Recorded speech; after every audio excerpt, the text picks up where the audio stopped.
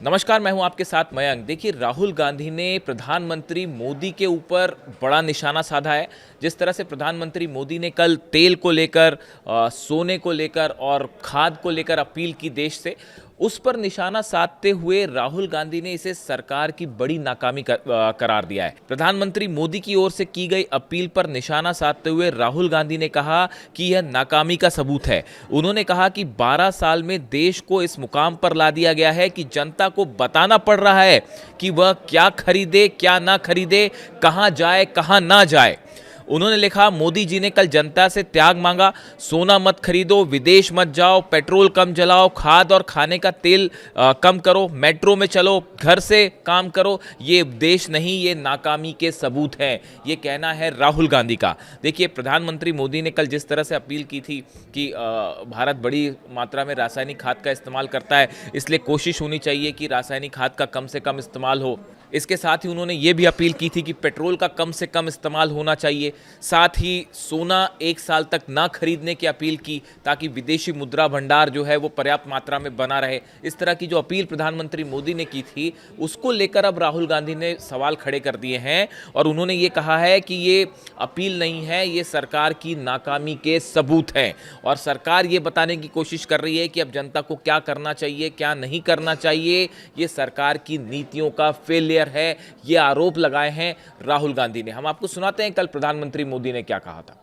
पिछले 2 महीने से हमारे पड़ोस में ही इतना बड़ा युद्ध चल रहा है। इसका असर पूरी दुनिया पर पड़ा है और भारत पर तो और भी गंभीर असर हुआ है। साथियों, भारत के पास बड़े बड़े तेल के कुएं नहीं है। हमें अपनी जरूरत का पेट्रोल, डीजल, गैस, ये सब बहुत बड़ी मात्रा में दुनिया के दूसरे देशों से, बाहर से मंगाना पड़ता है। युद्ध की वजह से पूरी दुनिया में पेट्रोल, डीजल, गैस और फर्टिलाइजर के दाम बहुत अधिक बढ़ चुके हैं, आसमान को भी पार कर गए हैं। अड़ोस पड़ोस में देशों में क्या हाल है वो तो अखबारों में आता है। भारत सरकार इस युद्ध के पिछले 2 महीनों से देशवासियों को इस संकट से बचाने के लिए लगातार प्रयास कर रही है। नागरिकों पर बोझ न पड़े, इसके लिए सरकार सारा बोझ सरकार खुद अपने कंधे पर उठा रही है।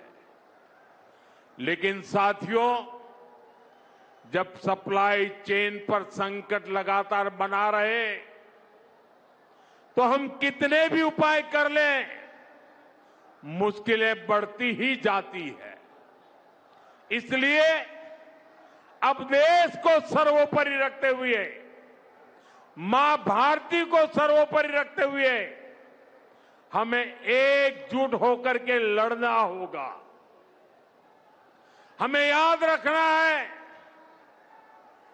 देश के लिए मरना ही सिर्फ देशभक्ति नहीं होती है। देश के लिए जीना और देश के प्रति अपने कर्तव्यों को निभाना, वो भी देशभक्ति होती है। इसलिए वैश्विक संकट के इस समय में हमें कर्तव्यों को सर्वोपरि रखते हुए कुछ संकल्प लेने होंगे और उन संकल्पों को पूरे समर्पण भाव से पूरा करना होगा। जैसे एक बड़ा संकल्प है पेट्रोल डीजल का संयम से इस्तेमाल करना। साथियों, हमें पेट्रोल डीजल का उपयोग कम करना होगा। शहरों में जहां मेट्रो है वहां हम तय करें कि हम मेट्रो का ही उपयोग करेंगे, ज्यादा से ज्यादा मेट्रो में ही जाएंगे। अगर कार में ही जाना जरूरी है तो फिर कार पूल करने का प्रयास करें और भी लोगों को साथ बिठा ले। अगर हमें कहीं सामान भेजना हो तो कोशिश करनी है कि वह ज्यादा से ज्यादा रेलवे गुड्स के जो ट्रेन होती है रेलवे की सर्विसेज से भेजे, ताकि इलेक्ट्रिक रेलवे होने के कारण पेट्रोल डीजल की जरूरत नहीं पड़ती है। जिन लोगों के पास इलेक्ट्रिक व्हीकल है वो भी कोशिश करें कि इलेक्ट्रिक व्हीकल का ज्यादा से ज्यादा उपयोग करें। साथियों, हमने कोरोना के समय में वर्क फ्रॉम होम की, ऑनलाइन मीटिंग्स की, वीडियो कॉन्फ्रेंस की, ऐसी अनेक व्यवस्थाएं विकसित की और हमें आदत भी हो गई थी। आज समय की मांग ऐसी है कि उन व्यवस्थाओं को हम फिर से शुरू करें तो वो देश हित में होगा। Work from home, online conferences, virtual meetings, इनको हमें फिर से प्राथमिकता देनी है। साथियों, आज जो संकट है उसमें हमें विदेशी मुद्रा बचाने पर भी बहुत जोर देना होगा, क्योंकि दुनिया में पेट्रोल डीजल इतना ज्यादा महंगा हो गया है, पहले से कई गुना ज्यादा कीमतें बढ़ गई है।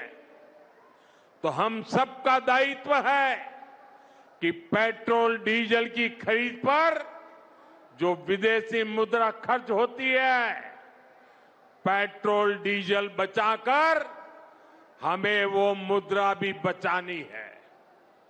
इसके लिए हमारे छोटे छोटे प्रयास भी देश की बहुत मदद कर सकते हैं। जैसे आजकल जो विदेशों में शादियों का, विदेशों में घूमने का, विदेशों में वैकेशन पर जाने का मिडिल क्लास में कल्चर बढ़ता जा रहा है। हमें तय करना होगा कि जब ये संकट का काल है और हमारी देशभक्ति हमें ललकार रही है, तो कम से कम 1 साल के लिए हमें विदेशों में जाने की बातों को टालना चाहिए।